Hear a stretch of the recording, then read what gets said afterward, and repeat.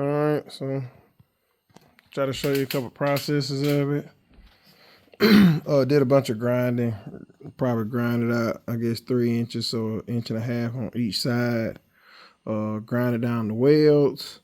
Then I came in with fiberglass mat, let it sit for a while, then came back with some more fiberglass mat. So double matted, end up cutting in some strips. I forgot the guy who I saw actually do it, but I also put full tape. Not sure if you can see it. I'll have to show it whenever I get back in the truck.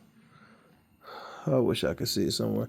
I put full tape on the crack. So if I had some holes that were too big or some see-through holes, the full tape would catch it and it wouldn't have to drip on my fire blanket or possibly get on the interior. So came in, and where I had big gaps, I also had strips of metal.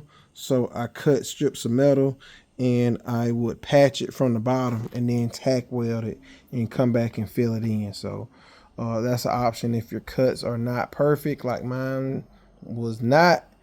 You can come back and patch it from up under it, and it will also add extra metal, which will add extra strength.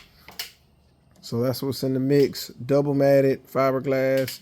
Let this dry until tomorrow, and then come back and sand it down a little bit, I guess, and then I come back and sand all this here. Gonna be painting this black. I'm not sure if I'm gonna just do the roof right now or if I'm gonna go ahead and paint it down to the doors. We shall see. But excited that I can actually have it to where I can start test fitting it. Am a little bit, and I mean just a little bit, worried about the front. I think it's gonna fit. I just gotta see how much I'm gonna have to cut out, because the motor extends. A lot of them go to the back. A lot of the motors in the back. This motor here is in the front, so it sticks out. So actually, what I'm thinking about, I'm about to go ahead and pull a measurement on it. Not sure that's I'm thinking that's fluid, maybe. It can't be fluid. So it's a cable.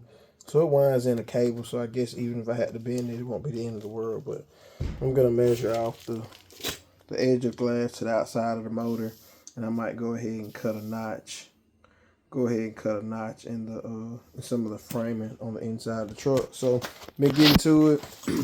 Not sure if I mentioned it. I did unhook my batteries. I have done welding on trucks without unhooking them, but you know, I had a good little bit of welding to do, so figured I'd go ahead and unplug the batteries. So that's done. Rode with a buddy on one of his trucks. He had his backup camera hooked up. I guess I can work on getting mine hooked up. But yeah, that's it, man. It's coming together. I'm gonna say a day and a half. Didn't do a lot of work today. I had to do a radiator job on another truck. But yeah, that's it in the mix. Knowing what you're doing and having a game plan really helps. I say you could do all of this in one day. This is where it start getting time consuming because you have to let this dry and then come back and sand it down, which is time consuming.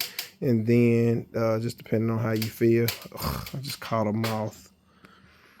You can Bondo fiberglass depending on how smooth you want it. So we'll see. Then we'll start talking about priming. Then you gotta let the prime clear.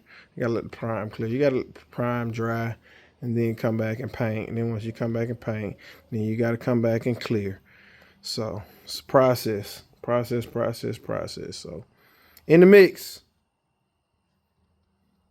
putting the roof 2008 GMC 2500 Duramax.